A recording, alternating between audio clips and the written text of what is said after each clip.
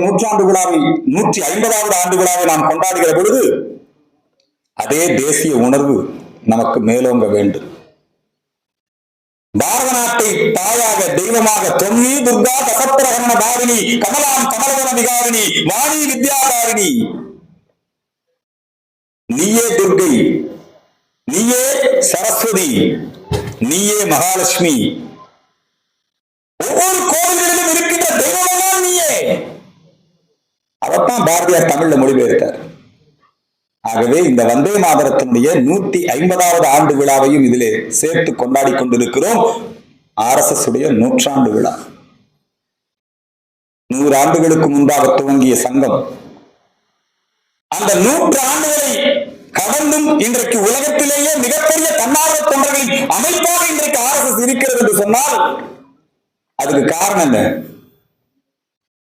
இந்த RSS இல்லைன்னா கொஞ்சம் கற்பனை பண்ணி பாருங்க, என்ன இருக்கு இந்த நாடு?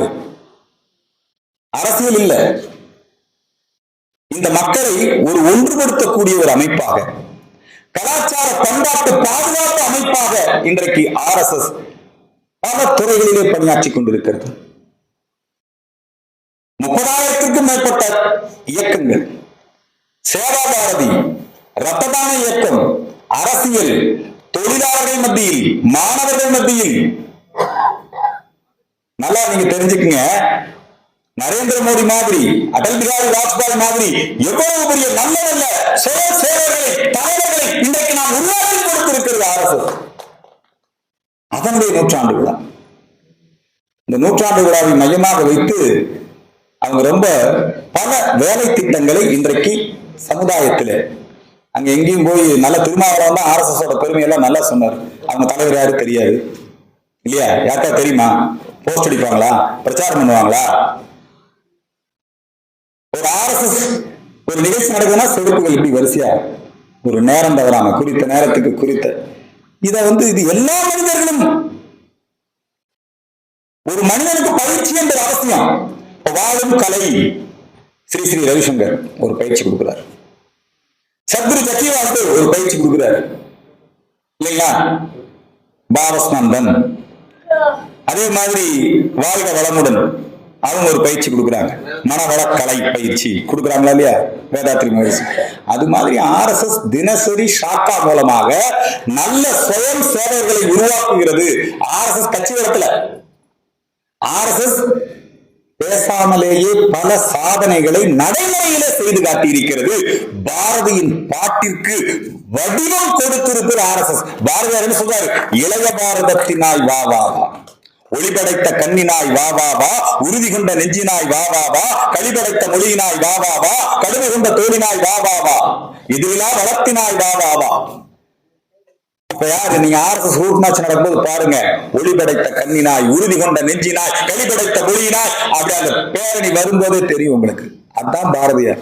பாரதியாருடைய பாட்டுக்கு இன்றைக்கு அவர் என்ன கற்பனை பண்ணாரோ அப்படியெல்லாம் இந்த இளைஞர்களை உருவாக்கி, விவேகானந்தர் என்ன இளைஞர்களை கற்பனை பண்ணாரோ 100 இளைஞர்கள் போகுந்தார்.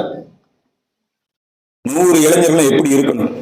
RSSல நம்ம எல்லாம் ஒரு வீட்டுக்கு RSSஐ உருவாக்கிய டாக்டர் கேசவபதிராம் ஹெட்கேவார் என்ன நினைக்கிறாருன்னா, ஒரு வீட்டிற்கு ஒருவராவது RSSல பயிற்சி பெற வேண்டும். இந்த RSS நூற்றாண்டு விழாவிலே இதுல அரசியல் கிடையாது, இதுல மதம் பார்க்கறது கிடையாது. RSS என்ன டெய்லியும் ஏதாவது மத உபதேசம் பண்ணிட்டு இருக்கிறோமா? கிடையாது. காவிக்குடி வணக்கம், தேச வணக்கம்.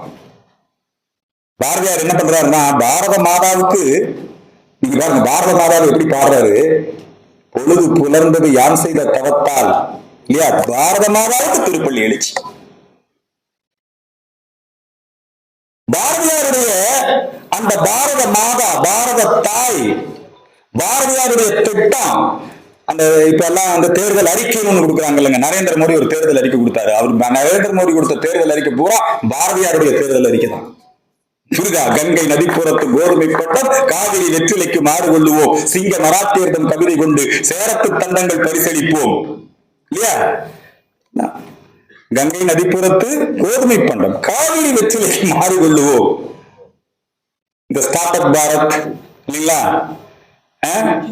ஸ்வச் பாரத், இதெல்லாம் பாரதியாருடைய திட்டம் தான். அதைத்தான் இன்னைக்கு RSS நடைமுறைப்படுத்தி கொண்டிருக்கிறது. ஆமா, நம்முடைய பாரதியார் ஜாதியில் இல்லையடி பாப்பாங்கிறார்.